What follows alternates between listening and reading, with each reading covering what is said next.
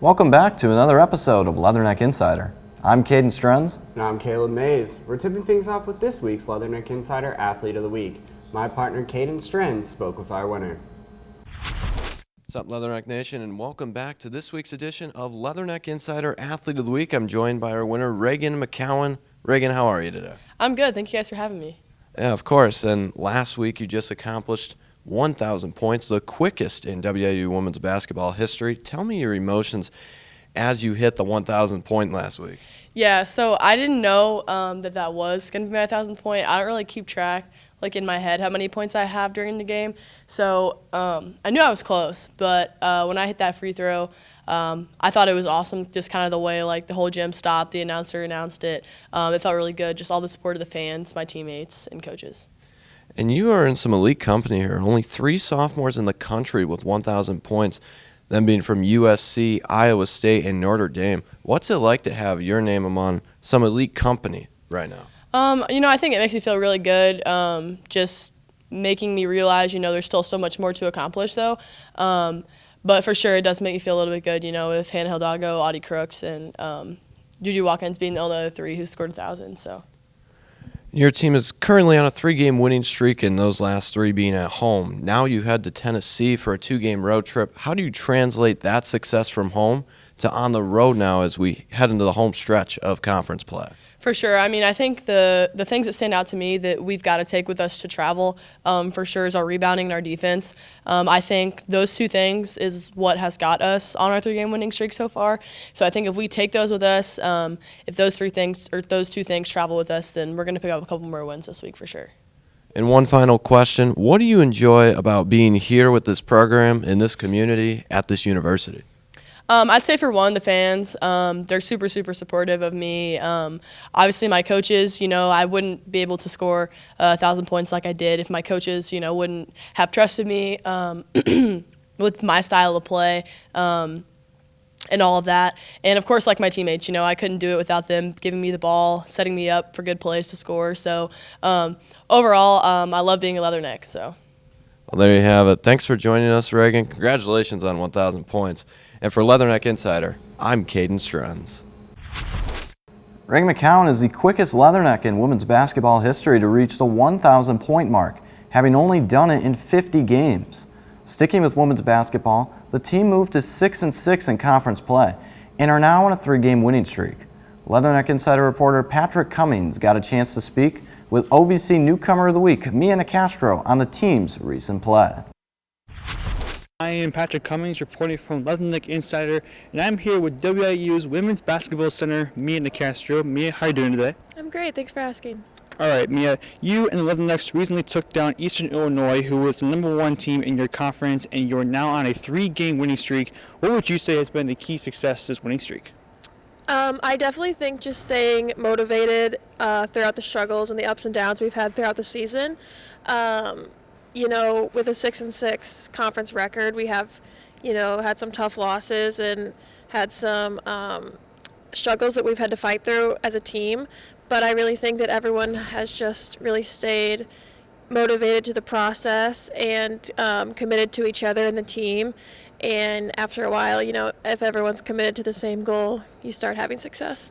All right, this week you received your 5th OVC award, and you're the OVC Newcomer of the Week. And in the last 3 games, you've had 79 points. How does it feel being in your first season as the OVC? It's really just a credit to the confidence that my coaches and my teammates instill in me every day.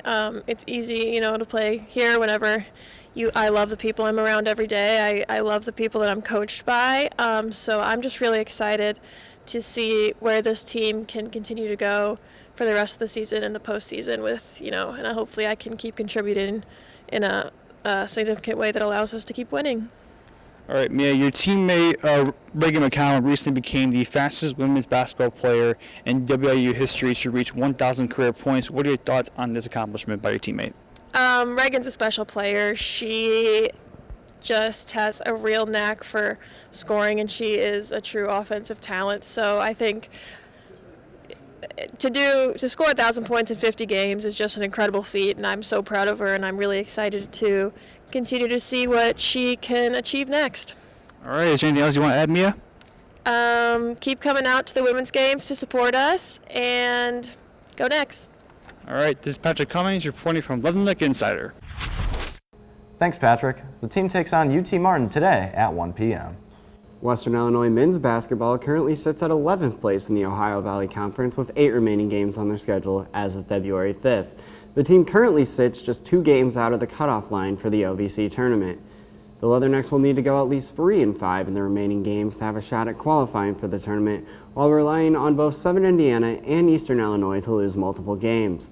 The Leathernecks have won just 1 game of their past 11, with the last win dating back to January 4th. WIU is back in action today in Martin, Tennessee to take on the Skyhawks of UT Martin at 3:30 p.m. on ESPN+.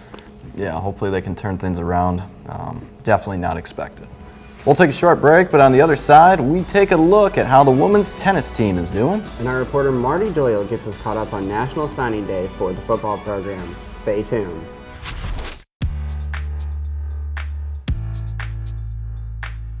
Your vision. My goal is to work at a top 100 television station as a reporter, anchor, and a producer. Our mission. Thanks to Western, I have a resume that would beat out most students from the top journalism schools in the country. This is Western Illinois University. I am a success story. I am a Leatherneck.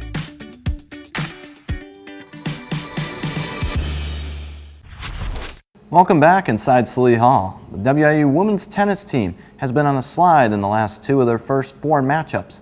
The Leathernecks started the season with 2 7-0 victories against Quincy University and IU Indy. Since those first 2 wins, the Leathernecks have had 2 back-to-back 3-4 losses. Their second loss of the season came against in-state rival, the Bradley Braves. The Leathernecks dropped 2 of the 3 doubles matches, with the only win coming from Paige Grice and Mana Fawcett, courtesy of a forfeit. In singles play, the top 3 Leathernecks, Chloe Roudier, Paige Grice, and Richard Lynn Francois, all lost their matchups against the Braves, while the numbers 4, 5, and 6 all got the win. Mana Fawcett and Anna Trush were the only Leathernecks to go undefeated in the match.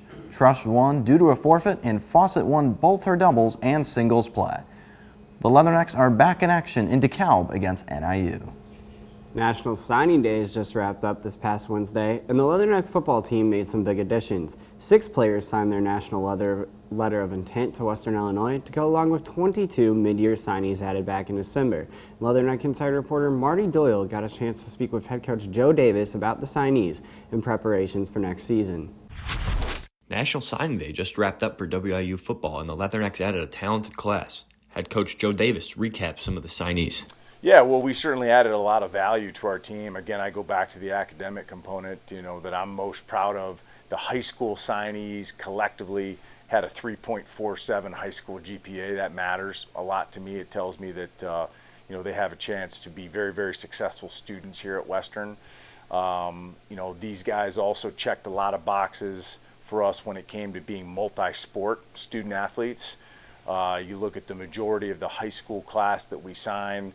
There's all-state track performers. There's starters on the basketball team. We've got a wrestler in the state of Iowa that in heavyweight right now is 46-10.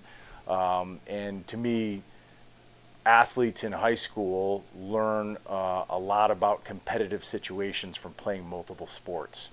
With the transfer portal in modern college football, it's as important to recruit your own players as it is others. Coach Davis talks about the balance between the two. I think most college coaches would tell you we're still trying to figure that out a little bit. There's not necessarily a playbook for that. I go back to, especially with the high school student athletes, I think you have to look at these young men that you're going to have them for 4 years. I think if you look at them as temporary fixes or they're going to leave after a year or 2 years, I don't know that either side can ever really invest in a meaningful relationship. And so, we are a developmental program. We want to get guys in here that we can develop, that we can train within our systems, that we can watch grow, that we can challenge to become leaders, not only within our football program, but within this university and community. Reporting for Leatherneck Insider, I'm Marty Doyle. The Leathernecks just announced their spring practice schedule with 14 practices starting March 18th, all culminating with the Bruce Craddock Memorial Spring Game on April 18th. Well, it's time for another break, Kayla, but when we come back, we've got the latest over on the golf course and the track. And Ben Polanka spoke with head coach Elisa Goller about the upcoming start of the season for the team.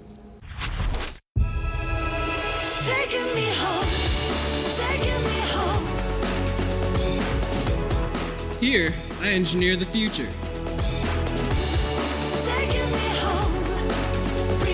Here, I have countless opportunities.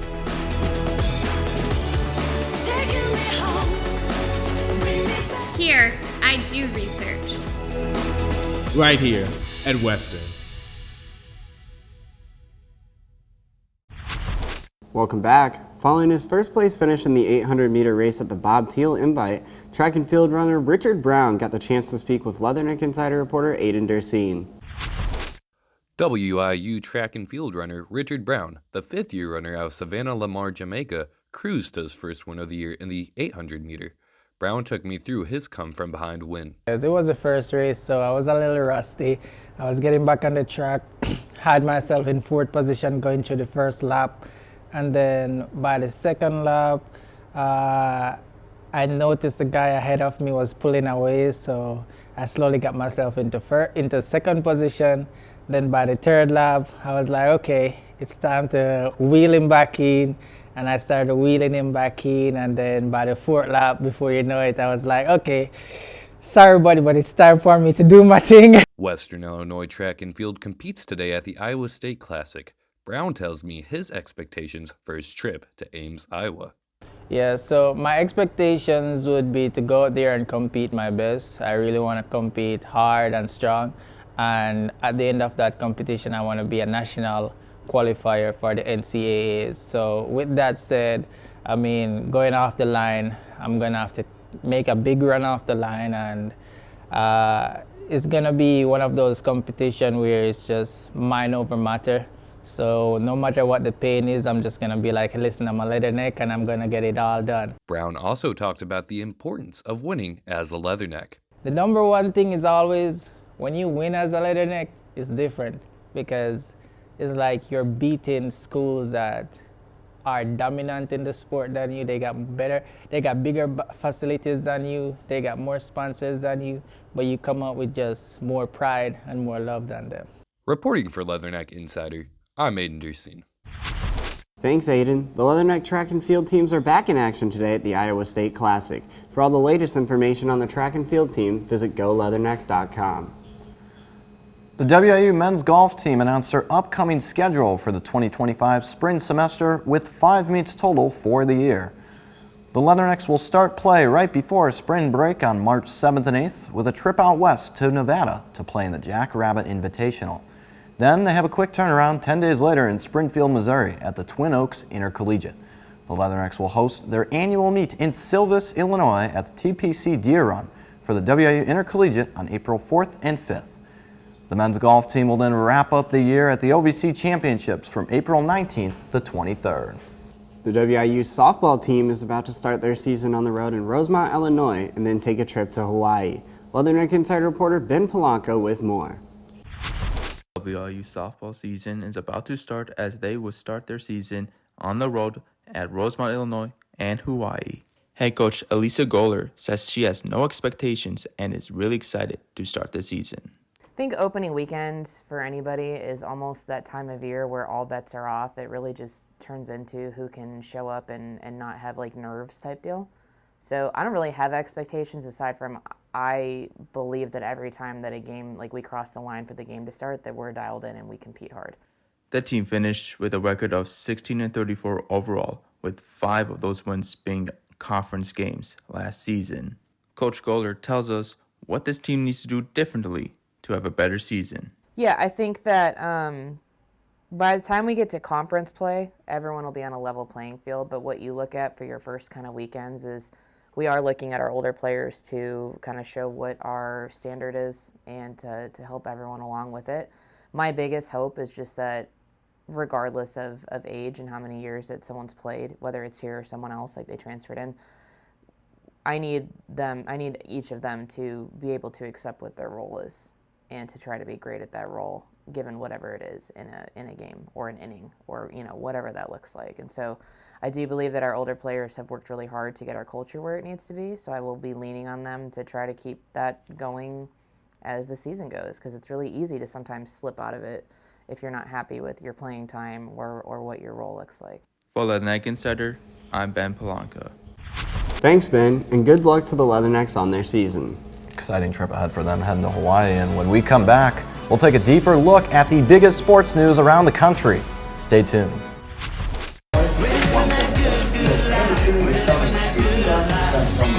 Not W? It's not W, it's W.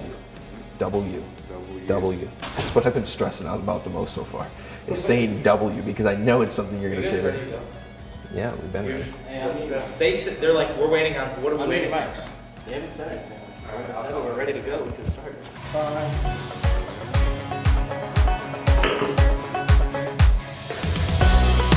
Hello everyone, I am Will Thomas. And I'm Dane Mackley. Welcome to this week's edition of Leatherneck Insider.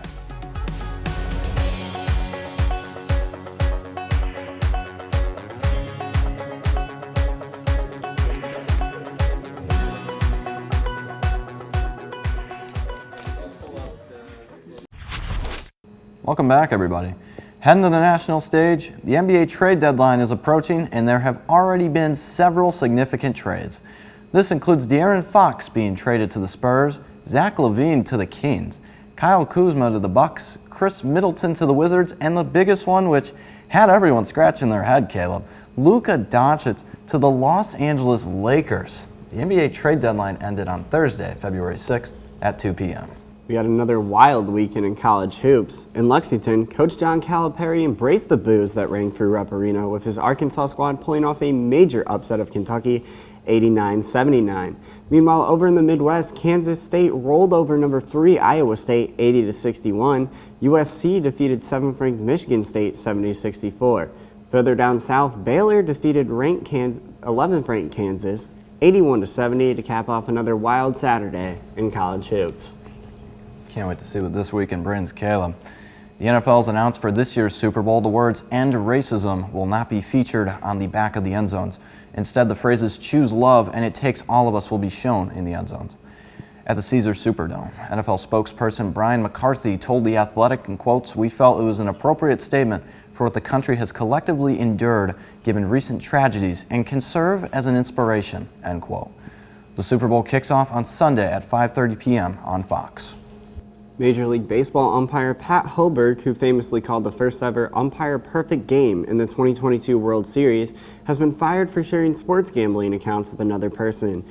Major League Baseball has a very strict non-gambling policy, and Hoberg was fired after an investigation that started last February, causing him to miss the entire 2024 season. Hoberg will be eligible for reinstatement no sooner than 2026 spring training. We want to take a quick moment to send our condolences, thoughts, and prayers to those impacted by the loss of 28 U.S. figure skaters. That includes players, coaches, and family members in a plane crash last Wednesday. U.S. Figure Skating has announced that the establishment of a fund to provide financial assistance to families in the organization directly impacted by Wednesday's plane crash. Just go to the U.S. Figure Skating website and click Family Support Fund to find out how you can contribute. We've heard some of these stories, and it's a really heartbreaking situation out there in Washington, D.C. We'll be right back.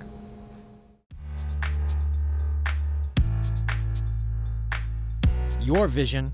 My goal is to work at a top 100 television station as a reporter, anchor, and a producer. Our mission. Thanks to Western, I have a resume that would beat out most students from the top journalism schools in the country. This is Western Illinois University. I am a success story. I am a Leatherneck.